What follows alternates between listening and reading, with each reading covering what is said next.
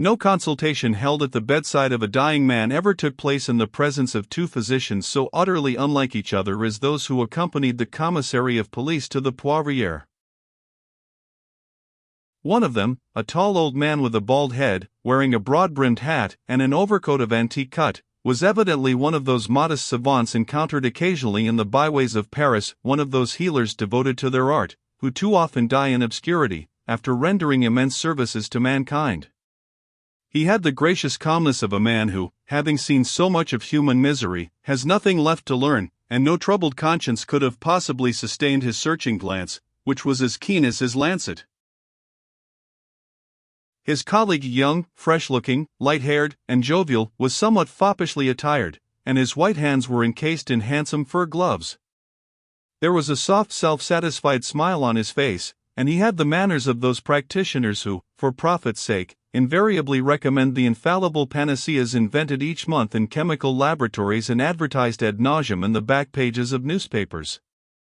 He had probably written more than one article upon medicine for the use of the people, puffing various mixtures, pills, ointments, and plasters for the benefit of their respective inventors. "I will request you, gentlemen," said the commissary of police, "to begin your duties by examining the victim who wears a military costume. Here is a sergeant major summoned to answer a question of identity, whom I must send back to his quarters as soon as possible." The two physicians responded with a gesture of assent, and aided by Father Absinthe and another agent of police, they lifted the body and laid it upon two tables, which had previously been placed end to end. They were not obliged to make any note of the attitude in which they found the body, since the unfortunate man, who was still alive when the police entered the cabin, had been moved before he expired. "Approach, sergeant," ordered the commissary, "and look carefully at this man." It was with very evident repugnance that the old soldier obeyed. "What is the uniform that he wears?" "It is the uniform of the 2D Battalion of the 53D Regiment of the Line." "Do you recognize him?" "Not at all." "Are you sure that he does not belong to your regiment?" "I cannot say for certain. There are some conscripts at the depot whom I have never seen. But I am ready to swear that he had never formed part of the 2D Battalion, which, by the way, is mine, and in which I am sergeant major." Lecoq, who had hitherto remained in the background, now stepped forward. "It might be as well," he suggested, "to note the numbers marked on the other articles of clothing." "That is a very good idea," said the commissary, approvingly. "Here is his shako," added the young police agent. "It bears the number 3129. The officials followed Lecoq's advice, and soon discovered that each article of clothing worn by the unfortunate man bore a different number. "The deuce," murmured the sergeant, "there is every indication, but it is very singular." Invited to consider what he was going to say, the brave trooper evidently made an effort to collect his intellectual faculties. "I would stake my epaulets that this fellow never was a soldier," he said at last. "He must have disguised himself to take part in the Shrove Sunday Carnival." "Why do you think that?" "Oh, I know it better than I can explain it.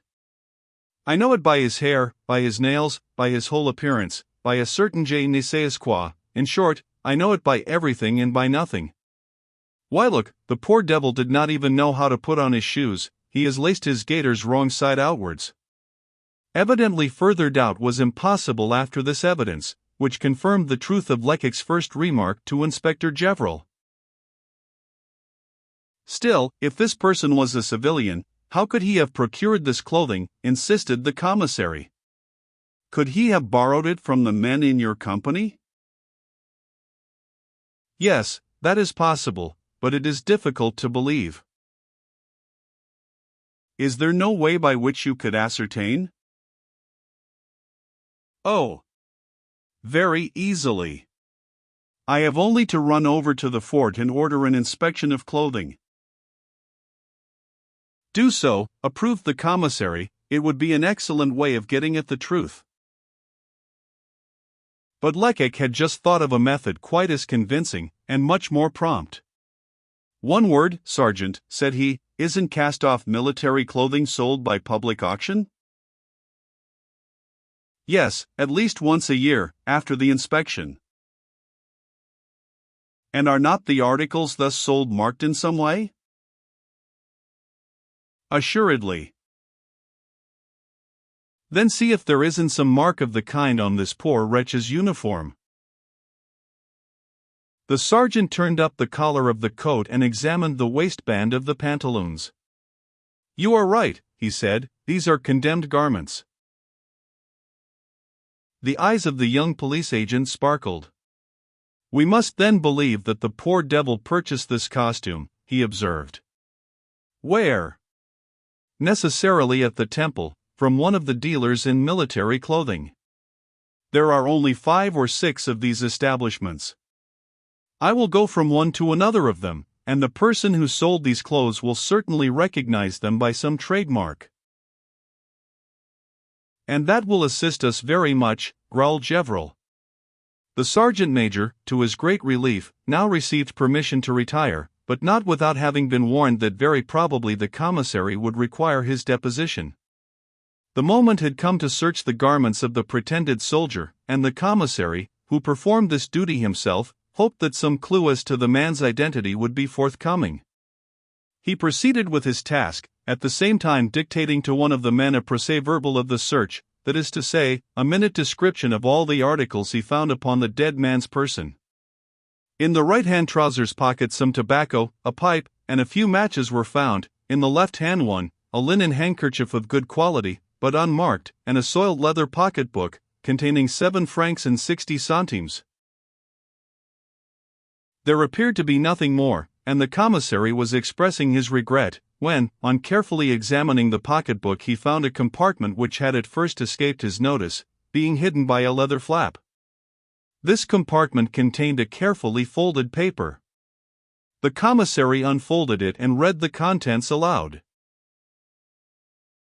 "My dear Gustave, tomorrow, Sunday evening, do not fail to come to the ball at the Rainbow, according to our agreement. If you have no money, pass by my house, and I will leave some with the concierge, who will give it to you. Be at the ball by 8 o'clock. If I am not already there, it will not be long before I make my appearance. Everything is going on satisfactorily.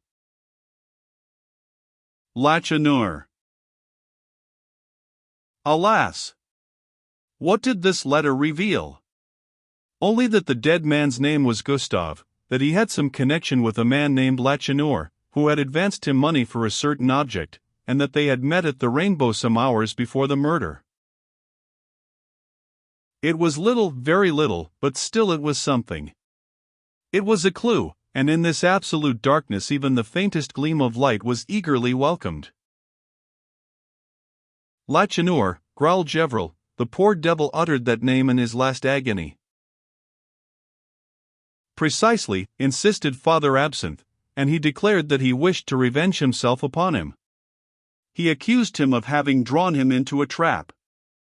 Unfortunately, death cut his story short. Lecoq was silent.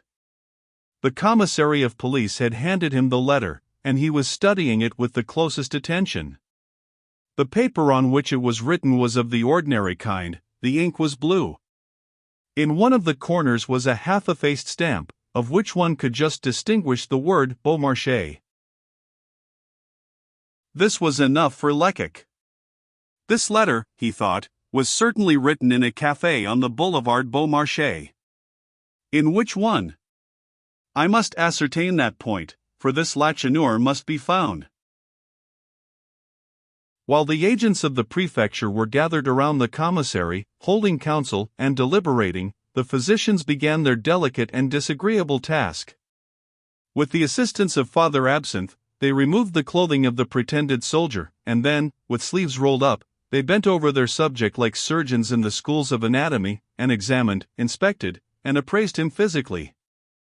Very willingly would the younger doctor have dispensed with these formalities, which he considered very ridiculous and entirely unnecessary, but the old physician had too high a regard for his profession, and for the duty he had been called upon to fulfill, to neglect the slightest detail. Minutely, and with the most scrupulous exactitude, he noted the height of the dead man, his supposed age, the nature of his temperament, the color and length of his hair, and the degree of development of his muscular system. Then the doctors passed to an examination of the wound. Lecoq had judged correctly. The medical men declared it to be a fracture of the base of the skull. It could, they stated, only have been caused by some instrument with a very broad surface, or by a violent knock of the head against some hard substance of considerable magnitude. But no weapon, other than the revolver, had been found, and it was evidently not heavy enough to produce such a wound. There must, then, necessarily, have been a hand-to-hand struggle between the pretended soldier and the murderer, and the latter, seizing his adversary by the throat, had dashed him violently against the wall. The presence of some very tiny but very numerous spots of extravasated blood about the neck made this theory extremely plausible. No other wound, not even a bruise or a scratch, was to be found. Hence, it became evident that this terrible struggle must have been exceedingly short. The murder of the pretended soldier must have been consummated between the moment when the squad of police heard the shrieks of despair and the moment when Lecoq peered through the shutter and saw the victim fall.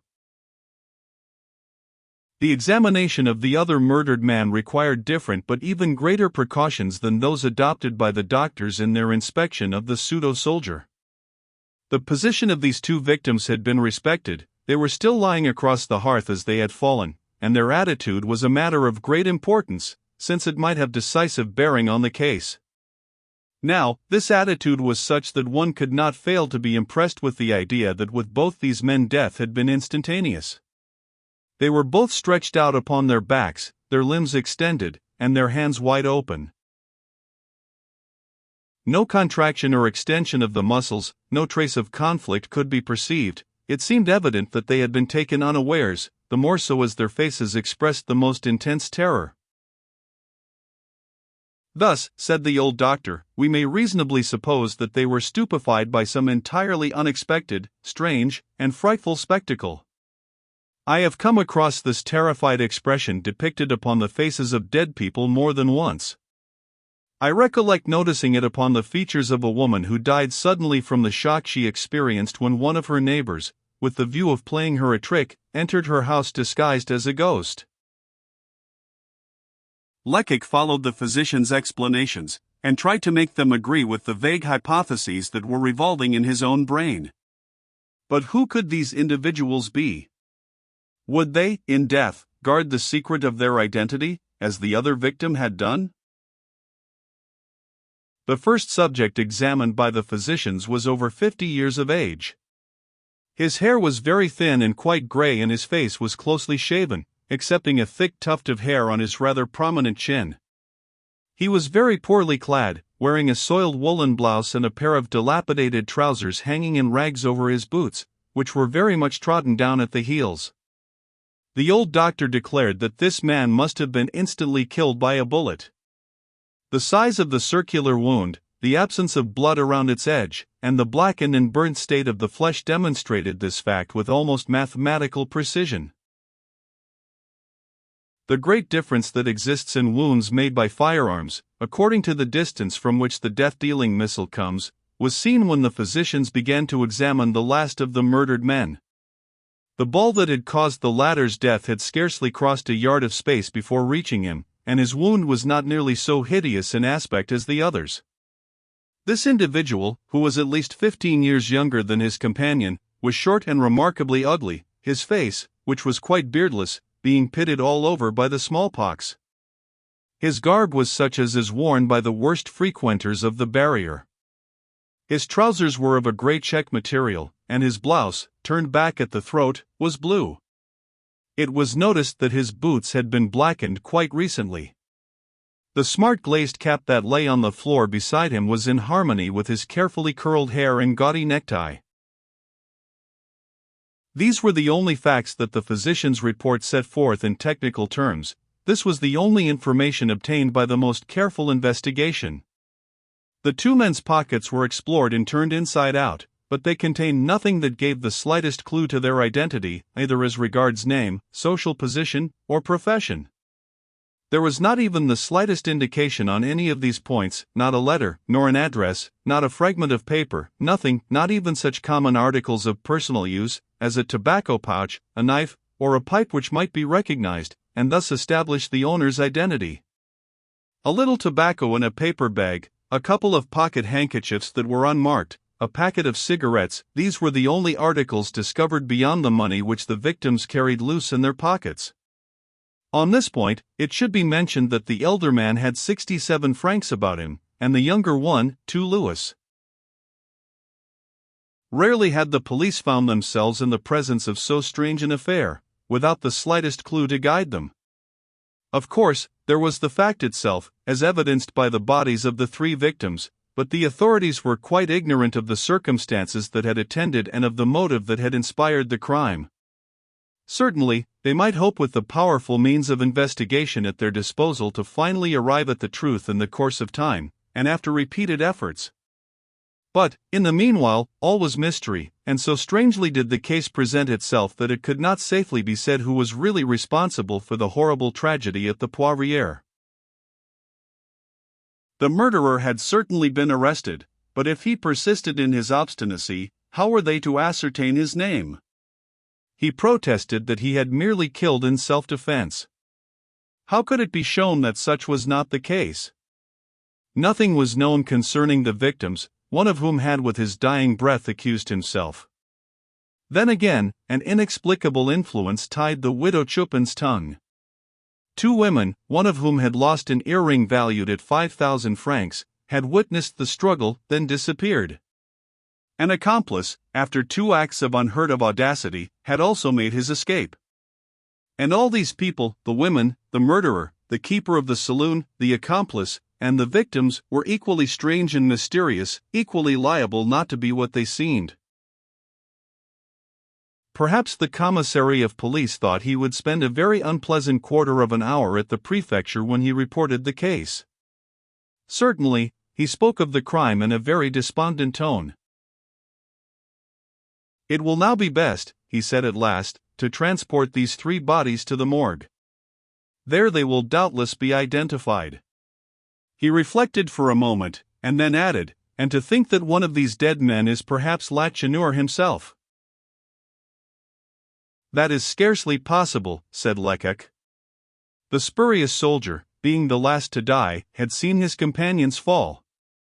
If he had supposed Lacheneur to be dead, he would not have spoken of vengeance.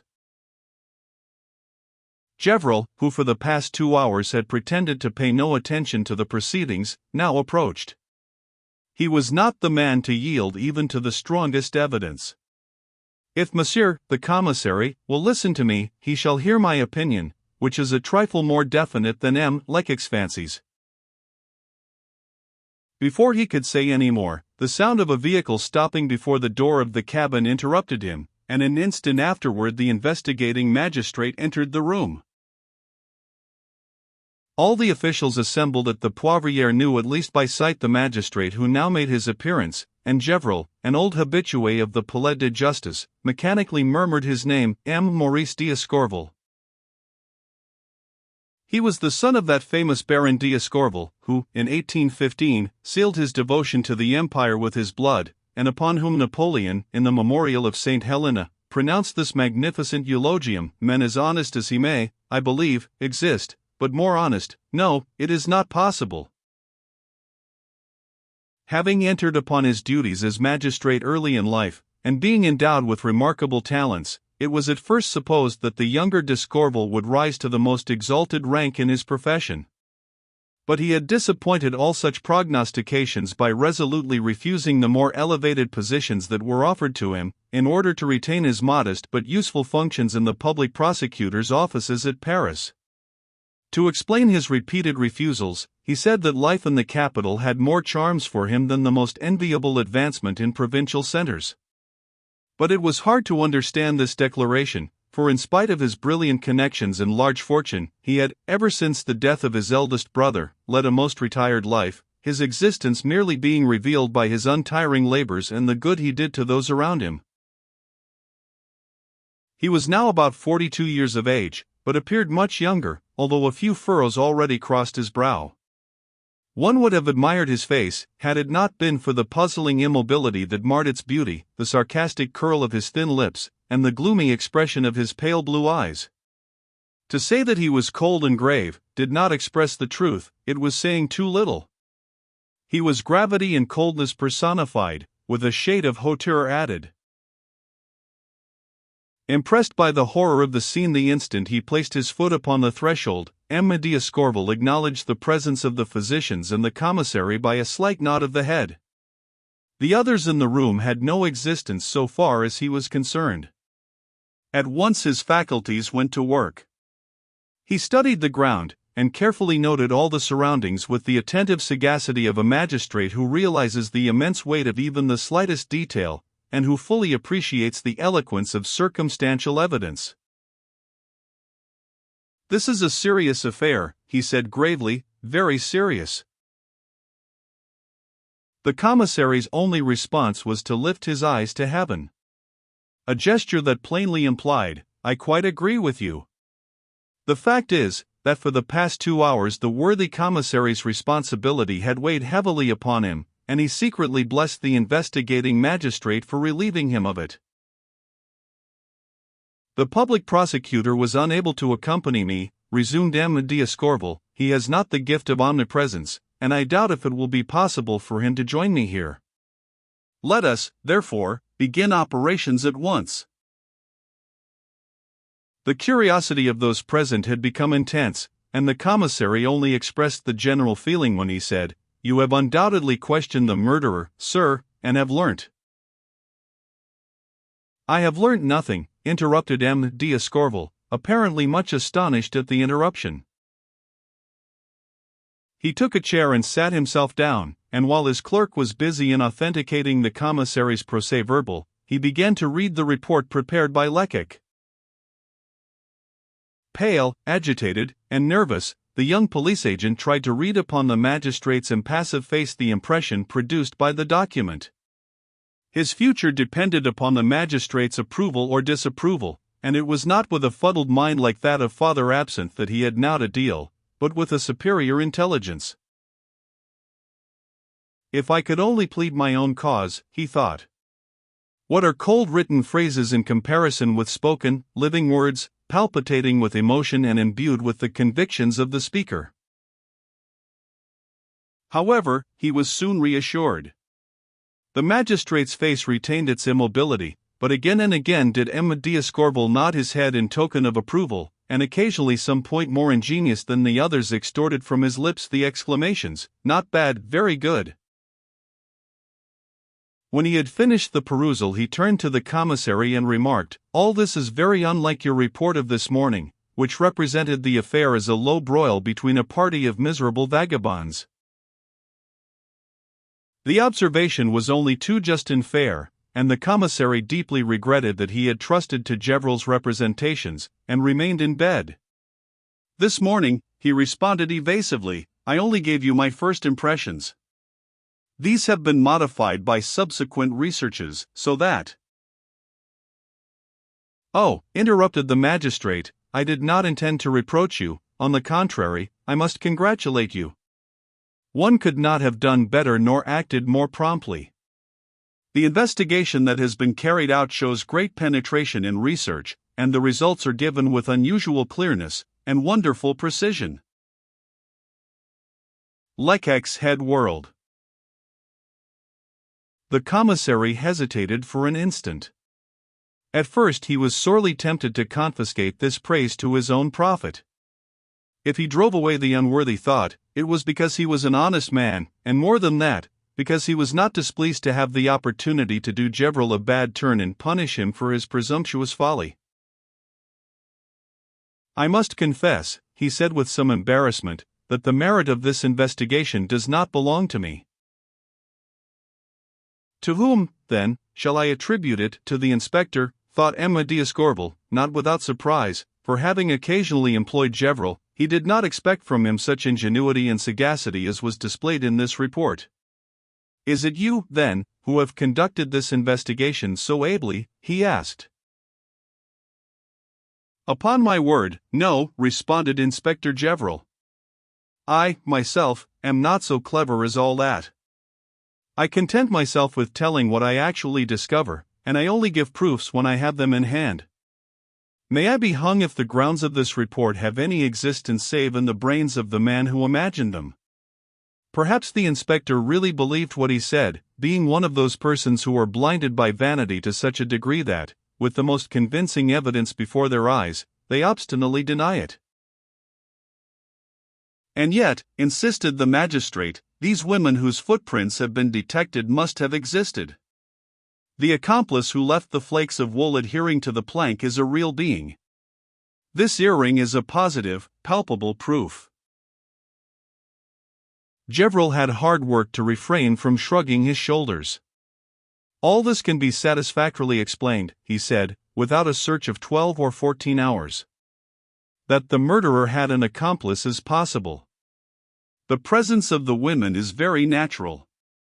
Wherever there are male thieves, you will find female thieves as well.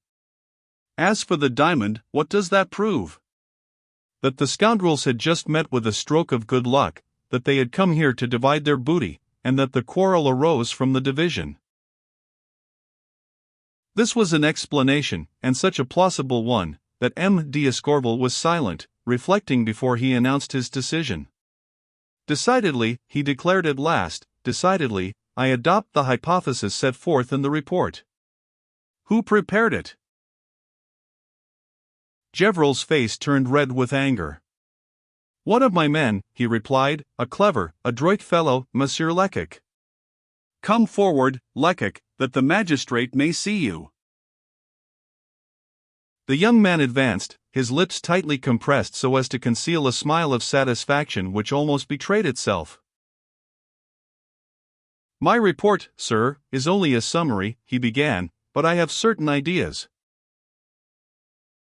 "Which you will acquaint me with, when I ask for them," interrupted the magistrate.